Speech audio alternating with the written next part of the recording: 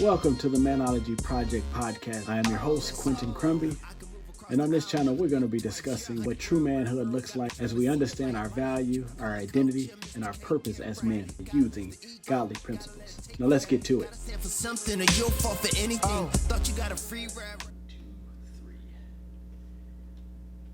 Hey guys, welcome back to the Man-Ology Project podcast.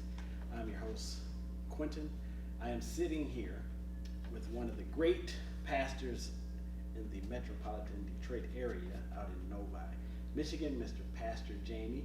I want to say that this is my pastor. I have the privilege and the honor to be able to sit next to him and to just dive into some little dialogue around. We're going to be talking about a little what the pandemic has done. Yes. For us and our ministry that we have here, and then also talk about the racism that has been going on. Based on because our church is so diverse. Correct. So I really wanted to just kind of open up a forum or a platform for you to be able to just to kind of share, how did you take that all in? So first of all, before we even get into that, I want you just to kind of give a little background about yourself. Okay, great. So, by the way, Quentin, thanks for you and Melissa being part of Brightmoor family. Yes. And you guys have been coming, I think, to the church for about 3 or 4 years now. Yes, 3.5. Okay, I knew it was somewhere kind of around there, and time flies when you're having fun. So, it's an honor to be able to sit here with you on your podcast, and congratulations on your ministry that you do, and the influence that you're having on couples, and also what you're doing for the kingdom of God. So that's to be applauded. Good stuff and things like that. So I've been pastoring Brightmoor for 15 years. I came here in 2005. And I come from a single parent family. My mom and dad divorced when I was about 12 years old. I was raised in a military family, so we moved around a lot when I was a kid. From Texas to Puerto Rico to actually Oscoda, Michigan at one time when I was a little child. Man, you're all over. I'm all over. And did primarily, middle school and high school in Louisiana. My dad was stationed at Barksdale Air Force Base. Nice. And so it was there that, I kind of grew up. I got called into the ministry when I was 20. So I didn't, I wasn't raised in a Christian home. I mean, we believed in God. I say we were Christers. Right. We went to church on Christmas and Easter. Yes. And, but the Lord got a hold of me, ambushed me when I was 20 years old. I was attending Louisiana State University, which, by the way, go Tigers. Want to throw that out there. Right. Number 1 team in the nation right now. So, went off to Bible college, seminary, got a master's degree at the Assemblies of God Theological Seminary, and had been doing ministry for about the last 30 years. So came to Brightmoor in 2005. 2005. Yep, so been here 15 years. October will be 15. That is so crazy. I must say that you're a dynamic pastor. Okay. I do want to say that. A very hilarious. Okay. So I can throw some jokes into the podcast? So you can throw some jokes. Okay, you can lively up, you can totally be yourself because I really enjoy but one of the things that actually brought me and my wife here. Yes. And after the church where we were before, we were there for like 28 years, roughly around there. Yeah. I was going there when I was about 15. Okay. It's a family church, but what drew us here was the praise and worship. Okay. Pastor Darlene is the bomb. Yes. I want to say that, everybody. Pastor Darlene is the bomb. Yep. But second, it was so diverse. Yes. The diversity was just unbelievable. Yeah. The different cultures that resided here at this ministry. And then after about a year and a half, some of that police brutality was going on. Mm-hmm. And I remember you got up on a Sunday, cut the live feed off, and then you addressed us, which I thought was phenomenal for you to. I think that happened like over the weekend. Yeah. You didn't waste any time. Yeah. Addressing such a situation that could be touch or go. Right. Being a white pastor and then addressing something on a black scale of police brutality, but to be able to stand up there with courage and to be able to speak boldly, I thought that was awesome.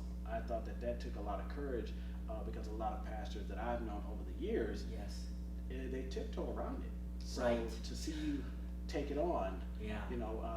So what are your thoughts around having to handle situations like that in a diverse setting. Yeah, absolutely. You know, it's very tricky, just to be honest with you. But I look at my higher calling as a watchman on the wall. And so that's kind of the position that we take, that if we don't have courageous conversations, or if we're not addressing these issues, then I think we're doing a disservice to our church family. And, you know, I'm not an expert. I'm an expert, I feel, in the Bible, okay? But I'm not an expert on, you know, COVID-19 pastoring or, you know, racial tension in America. No. You know, I'm on a journey learning like a lot of people are right now. And, but we have to be able to, the Apostle Paul, you know, clearly told us that one of the signs of the last days will be that people will call good evil and evil good, and that people will long for teachers that will tickle their ears and only really tell them, you know, nice things and things that they want to hear. And that does not grow anybody. That's how I view it. That does not help anybody. I have to have tough conversations in parenting with my children, so at times it takes that. Even in the church family. Now, that's not, by the way, that's not every week. I don't get up there and try to, you know, speak on these issues every week and things like that. But definitely when the time comes, pastors have to have the courage, because if the pulpits of America are silent, then who's going to speak out for these things? Who's going to hold the plumb line? Who's going to hold the things for righteousness? And so. Now, so when I look at your background, so were you always pastoring in a diverse setting, or? No, you find that, that's exactly right. This is really, my last church in Pennsylvania was primarily white. It was 95% white. I mean, it was just a few slither of the population of African Americans, and I mean, we came to Metro Detroit, which is a very diverse area, and we love that. And all of a sudden, you know, there was already some diversity here at Brightmoor when we came. I'm not going to claim the credit that it all happened, you know, with us here, but wow, we've exploded in this. And, you know, we look around on a Sunday morning and we hear people say, you know, the 11 o'clock hour is the most segregated hour in America, but not on the corner of M5 and 13 Mile. Listen, did y'all hear that? 11 Mile. Yeah. I mean, 13 Mile and 13 M5. Mile and M5, guys. Yes. And so our church family, we would figure, is probably 40% African American, 40% white, and we would probably say 20% other. And the other would represent Latin Americans, people from Asia, you know, India, Middle Eastern. A lot of Romanians are here too as well, and Hungarians and stuff. The Middle Eastern threw me. When I came in and saw such a heavy population of Christians who love God, who praise God, who worship God, who love people, but from the Middle East. That was phenomenal. That in India. Like true India. From India. From India. Matter of fact, you know, this Sunday, we actually had an individual that moved here from Colorado, knows nobody in all of Metro Detroit, found us on social media, decided to show up, and he sits next to our new young adult pastor, Pastor Eric and the Diamond, and they get to know him, and he's from India. Came here to be educated. Now he's working in some field here in the Detroit area.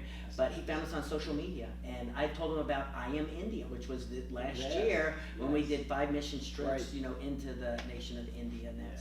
So I like that. But so on this podcast we talk about it's all about building up men, and strengthening our young men to understand their 3 things, which is value, their identity, and then their purpose. I've been touching on value and identity for the last few podcasts. So I'm glad that you sat down with me, because this episode would be based on purpose. And it's really good that I was hoping that you told me you didn't come from a diverse background. Because I wanted to stamp this as a purpose-filled episode, which is you were purposed to pastor over a diverse setting as this.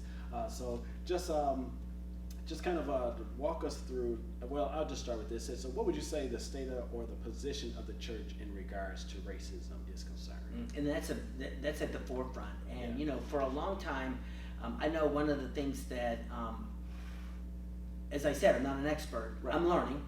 And actually when I came here, Quentin, and I would encourage pastors and everybody to learn people's history, culture, and background. I agree. And I had become a student of the Romanians and Hungarians because they have a certain cultural background. The Latin Americans, the Asians, and I was very purposeful. I actually did not come from a diverse church, so I actually had a wonderful couple, Bobby and Harold Timms, and they came into my office, and I literally sat down and just said, if I say anything offensive, please come and tell me, because I might not know that I'm doing it. And let me just throw this out. Do I refer to you as black or African American? What is the proper terminology? Because I don't want to get up there and I don't want people to say, well, you know, he just doesn't know. Right. I want to be a student of study, a student of learning. And the church has a ways to go on this. You know, the church has been silent on racism, and one of the things that I have learned is that this is really where the Lord rocked me, I think, especially with all the things that we've been going through, the George Floyd, and all of these that are current issues that is exposing a lot of things that are in the church. So I was listening to Andy Stanley, and he had a sermon that he preached on, and he talked about the difference between being a non-racist and being anti-racist. And I think for the longest time, I was leading our church in the fact that I would say we're not a racist church at all, okay? Well, look around, we have diversity, we got diversity on our deacon board, elected officials, we have diversity in directors and leaders in our church, so we're not a racist church. I mean, I love black people, you know what I'm saying? It would be like that. Right, in your mind, that's how you play. But in my mind, but we weren't an anti-racist church. And that's where we got to make the shift, and that's what makes people uncomfortable, because what does that now look like? That means that we have to speak up far more often, and when we see things like systemic racism, and we learned about redlining, and we learned about the Jim Crow laws, and all of those things, man, there's a heavy history that we carry behind us, and we have to learn from that history to be able to make the changes that are here right now. I think that's really good. I didn't mean to cut you off, but I just wanted to kind of touch, before you moved on, I wanted to touch on just the knowledge based. And what most people have to understand is that ignorance can only be eliminated through knowledge. That's correct. And understanding. That's correct.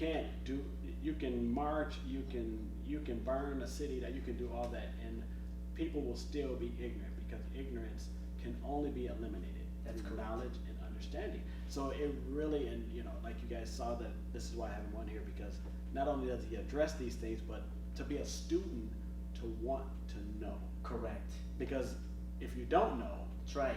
You can't lead without knowledge. You can't. And when half your church family is African American, how can I lead them to the best of my ability if I don't understand cultural perspectives and that? So I talk to black pastors in our area too as well. I'm good friends with. Oh, that's good. I was going to ask. I do. Yeah. So I talk to people like Chris Brooks, and every other week we're on a Zoom call with local pastors.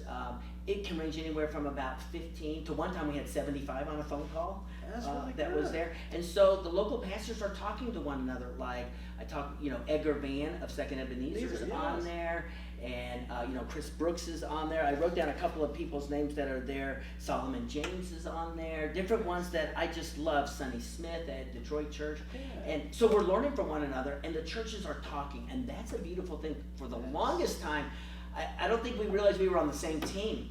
And we're on the same team. Well, they said that, that old saying is that one of the most segregated days would be Sunday morning, which is unbelievable that we all serve one loving, emphasis on loving God, who literally embodies everyone, but yet we serve him very separately, very differently, through our ideology, through our theology. Everything still has its own separate situation of the way we process stuff, and that is like a crazy thing. I'm sure God looks at us and goes, guys, like really, yes, you are all black, whites, Indian, you guys are that, but listen, when you're serving me, all that stuff actually doesn't matter, because I don't even see that. I see only you as my child or my son through holiness. So but I do like that the fact that you have embodied sitting and talking with other pastors locally. Not only just black, but other white church pastors, or even if it's a Latin American, whoever it is, that we can actually break down that barrier that has now segregated the ministry of Christ.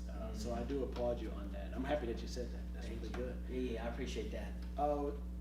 So I'm gonna ask this on just to spin off on that one there. So what should our impact be for the world to see? So you started with the sitting down with those other pastors, and then where do we go from there? Yeah. So we need to lock arms together. I look at it this way: how many churches are in Detroit? Like how many churches do we have in the metropolitan Detroit? I learned this. Listen to this. I learned this from a Presbyterian pastor. So the question was, how many churches are represented? And we're throwing numbers out there like 400, 300, and one. We're one church. You're right. We're one church with. You psyched me out. See, that's what I'm saying. And it psyched me out because here I am from a Presbyterian pastor who's speaking into us, who I'm thinking, oh wait, there's Assemblies of God, there's Baptists, there's Independents, there's Methodists, there's Catholics, there's non-denominational, and I'm going through the list thinking, oh my God, there's hundreds of churches on it. He goes, no, there's one church in Jesus Christ with multiple expressions, but one church. And so, the thing that we have to learn to do is a scripture that keeps coming to me is Galatians chapter 6 and verse 2, where the Apostle Paul says, carry each other's burdens, and in doing this, you will fulfill the law of Christ. And what I have learned is that it is my obligation to help carry people's burdens. It's not my right to tell them where they're burdened at. So that's what I think we want to do. We want to tell people that doesn't hurt you. How does that hurt you? I've used the illustration you heard me say, like if I step on my wife, my wife goes, ouch, that hurts me. I don't get the opportunity to say, that doesn't hurt you. I only weigh 150 pounds, 160 pounds. That can't hurt you. No, it did hurt her. And so I think the church has an opportunity right now to really reflect a culture, how people that are red, brown, yellow, black, and white can all, under the cross of Jesus Christ, really reflect how we should treat one another, how we should learn, how we should respect, how we should help one another carry the burdens. And so that's where we need to go. Yeah, I think that would be probably one of the best starting points, is actually understanding. I was just reading the other day, and so you read 1st, 2nd, 3rd John. Yeah. So I've read them. Yep. But the other day I was like reading them. Yeah. You know what I'm saying? It's like a different. So then I read Jude. Okay. So Jude is like a really easy. You're reading all the postcard books. They're all short. They're very short, but I'm gonna tell you what. But powerful. Jude was so powerful and really discussing on how he addressed the church. Hey, I know you guys are doing good. I know you're doing good, but don't allow false prophet. Do not allow these type of things to come in and mix and mingle amongst what God is trying to create. And so when I started reading just those small little passages, I was like, okay, these are small, but I think I overlooked them because they were small. Yeah. I don't know if I really looked at the impact of what God was really saying in those scriptures. And I think that that's what we just have to do here, is that we just can't allow that false heresy type of preaching, which is we over here, y'all over there. Excuse my English, but it's like we here, y'all there, and we have to really, and I'm not talking about getting on Facebook, and I wish we wouldn't do that as Christians, as use the. I think we should be more careful. Way more careful of using social media is not the landing zone for us to dispute or even to talk about one another. Right. Because the Bible clearly says that if you have anything against your brother, that you should go to him. So if it's TD Jakes and you can't find, and you have a problem with him, and you can't get to him, then keep your mouth shut. You know what I'm saying? Like if we can really kind of stay on that line, we can really help ourselves. But just getting back to just being able to move forward in our impact in the world, all of that was great. Now here it just says, what are we planning to do as a church to promote unity amongst other church leaders? Which we kind of, you already said that with meeting with the other church leaders on a conference call. But what other things? Yeah, right. So now we're part of the Assemblies of God. Yes. So that's our fellowship.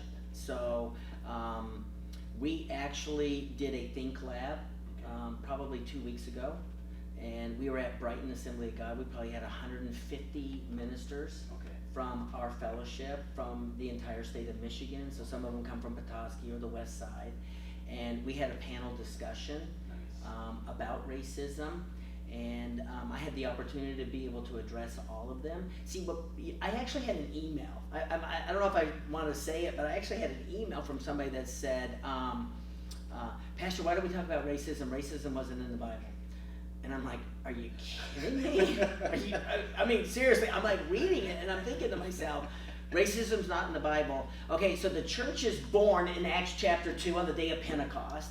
And by the time we get to Acts chapter 6, so we're 4 chapters into the new birth of the church, and we already experience racism. And people are saying, well, what is the racism? Well, remember that a problem arose where the Greek widows were being overlooked in the food distribution. Yes. So food was being distributed, and the Greek widows were being overlooked by the Hebrew Jews who were distributing the food. So there's racism that's ending up happening there.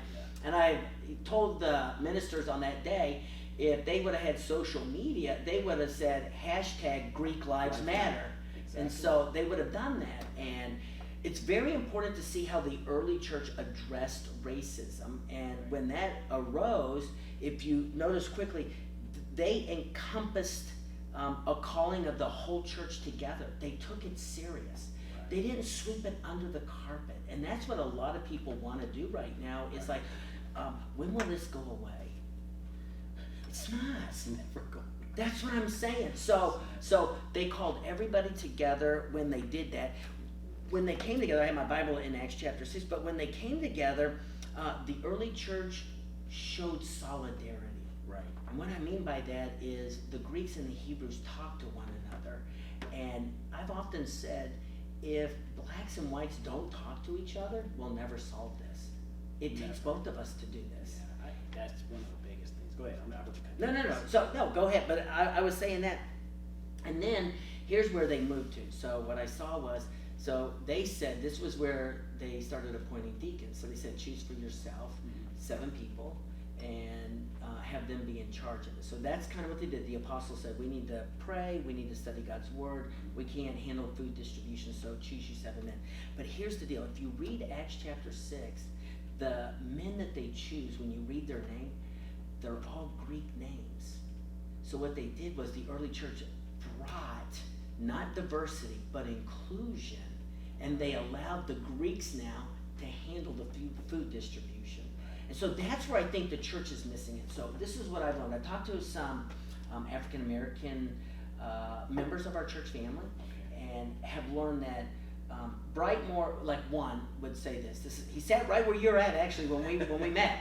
And he said, Pastor, when it comes to Brightmore and diversity, on a scale of 1 to 5, 5 being the best, Brightmore's a 5. Like, we're a 5. You can't get any better in diversity on Sunday morning. But where are we on the inclusion? Where are we on having them in the decision-making process? And we've recognized that we've made efforts. So African Americans have been elected to our deacon board, which we have been deliberately in it. Dr. Mpanza, Reggie Hill, LaRue Davis. So we have made sure that they're represented. Our men's ministry director, Otis Sammons, is African American. So you're on the team. That's right. It's the best men's team. We just hired Pastor Eric and a Diamond. Yes. And African American, and part of the team to be here and that. But I've recognized that even in Brightmore, we have to do better at the inclusion piece. Yes. Having them at the table, helping them make the right decisions with us, and making decisions and things like that. I should say right decisions, helping us make decisions. Yeah, and I think that is really impactful and powerful. Is that being able to actually even see that, yes, we're very diverse over here. Right. But where is our diversity and our inclusion over here? Yes. When I was talking to my brother, that's what we were talking about. Literally, he was like, his pastor, he was just saying that basically that's what they were talking about, which is, okay, so we have it all over here. Right. But what do we do to include more here, to sit at the table, to help us make decisions, to help our minds wrap around how we should actually drive the force of the culture so that it fits and reflects on what people see. Because if you walk into our church, I mean, you're going to be like blown away. Correct. But then you wanted to make sure that when I sit in my seat, that I also see a reflection everywhere else. That's correct. So I do from the platform to the pastors, to the pastoral team, to the deacon board, and all of that stuff. I agree with you. See that, it's and not just and everybody's watching. Like, this is not just a black and white thing. We're talking about including minorities of any.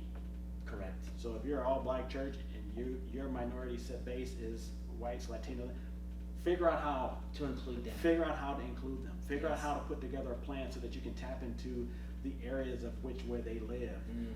I like one thing that we do. Well, actually, I like several, but one thing that we do is we go in the city. Yes. On the weekends. Yep. To feed the homeless. We're fixing up parks. We're fixing up homes. And I think that that's probably one of the most powerful things you can do when you say that you are a non-racist or an anti-racism church, is that you don't go cater to people, or like God said, hey, if the wealthy comes in, don't sit this guy in the front. Right. And then someone poor comes in, Right. and you sit him in the back. That is very important that we actually are spreading ourselves across, and not just making it a. This is what I do like it, that we don't make Detroit as the check mark that we did this for the city. No, what we're trying to do is we're trying to actually include and let people understand that the body of Christ is made up of everybody, and we're supposed to help everybody. Right. If you're successful, if your church is thriving, if you have funds available that can do, we should be doing for the least of those. That's right. And when we go to Detroit, it's not like